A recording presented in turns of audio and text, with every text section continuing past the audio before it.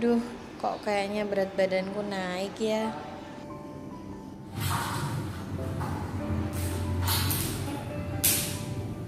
Woi, ngapain? Gak lamun, mikirnya apa?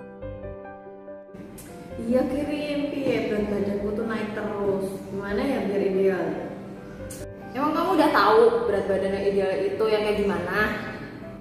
Ya belum sih. Jadi Rahma, kalau ngomongin berat badan ideal itu berarti harus ngomongin status gizi. Emang gimana cara ngitung status gizi, Rin? Nah, jadi sebelum ngitung status gizi, kita harus tahu berat badan sama tinggi badan dulu nih. Tapi caranya juga harus benar. Kemarin aku dapat di pelatihan kader kesehatan remaja. Yuk, aku kasih tahu cara mengukur berat badan sama tinggi badan yang benar. Yuk.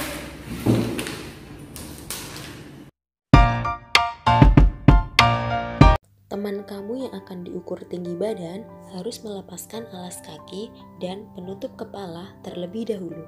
Mintalah teman kamu untuk berdiri tepat di bawah mikrotois. Pastikan berdiri tegap, pandangan lurus ke depan, kedua tangan berada di samping, posisi lutut tegak atau tidak menekuk, dan telapak tangan menghadap ke paha atau posisi siap. Setelah itu, pastikan pula kepala, punggung, pantat, betis, dan tumit menempel pada bidang vertikal atau tembok atau dinding, dan teman kamu dalam keadaan rileks.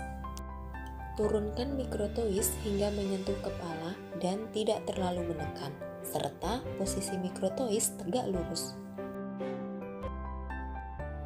Setelah itu, baca hasil pengukuran pada jendela baca dan catat hasil pengukurannya.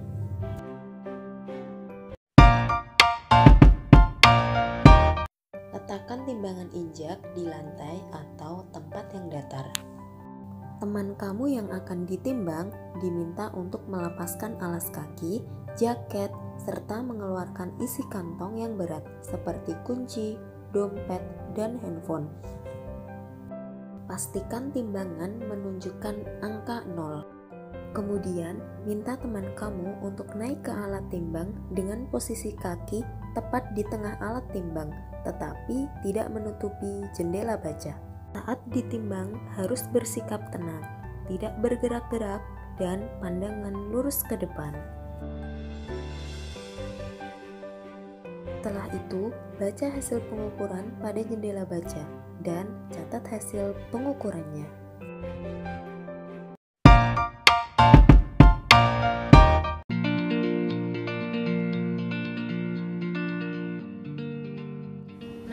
Jadi gimana sekarang? Udah tahu kan cara ngitung status gizinya? Udah, ternyata gampang ya. Terus bagaimana dong cara mempertahankan status gizi biar tetap ideal? Gampang banget cara mempertahankan status gizi ideal. Cukup dengan makan makanan bergizi, minum air putih, sama aktivitas fisik. Nih, aku bawa bekal nih. Coba lihat bekal makan kamu. Nah Rahma, ini bekal makananku nih. Sekarang coba lihat, dibandingkan apa yang beda sama bekal makanan kamu. Nah, jumlah dan jenisnya beda, Rin. Iya Rahma, ini tuh namanya isi piringku. Isi piringku ini adalah pedoman untuk satu kali makan. Agar mendapatkan proporsi makanan yang sesuai untuk satu kali makan, piring dibagi menjadi dua nih. Separuhnya untuk karbohidrat dan lauk, tetapi lebih banyak karbohidratnya.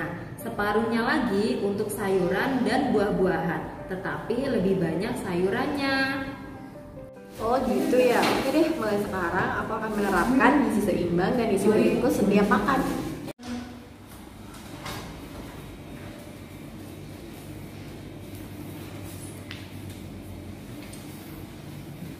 Hey guys, kalian lagi ngomongin apaan sih?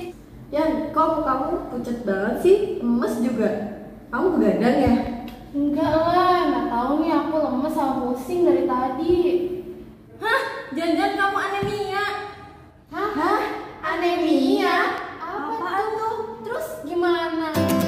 Teman-teman, sebagai remaja, terutama remaja putri, kita harus peduli terhadap anemia. Sel darah merah berfungsi untuk membawa oksigen dan mengalirkannya ke seluruh tubuh. Jika sel darah merah berkurang, maka aliran oksigen ke dalam tubuh, terutama otot dan otak, akan berkurang.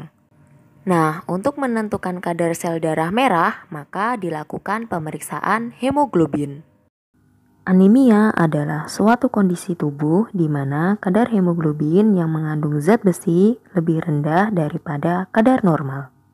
Nah, teman-teman, lalu apa aja sih tanda-tandanya anemia? Yang pertama, kuku rapuh. Yang kedua adalah 5L, lelah, letih, lesu, lemah, dan lalai. Yang ketiga adalah wajah, terutama kelopak mata bagian dalam, tampak pucat. Yang keempat, kurang nafsu makan. Dan yang kelima adalah sering pusing. Remaja putri lebih rentan terkena anemia karena remaja putri yang sudah memasuki masa pubertas akan mengalami haid atau menstruasi setiap bulannya dan kehilangan banyak darah, sehingga membutuhkan zat besi 2 kali lebih banyak dibanding kebutuhan zat besi pada remaja putra. Dampak anemia terhadap remaja putri adalah produktivitas menurun. Daya tahan tubuh menurun menyebabkan infeksi dalam tubuh meningkat, menurunkan prestasi. Lalu, bagaimana cara mencegah anemia? Kita sebagai remaja, terutama remaja putri, harus mengkonsumsi makanan yang bergizi dan banyak mengandung zat besi, seperti hati ayam, daging, sayuran hijau, kacang-kacangan, dan tidak lupa mengkonsumsi tablet tambah darah 1 butir seminggu.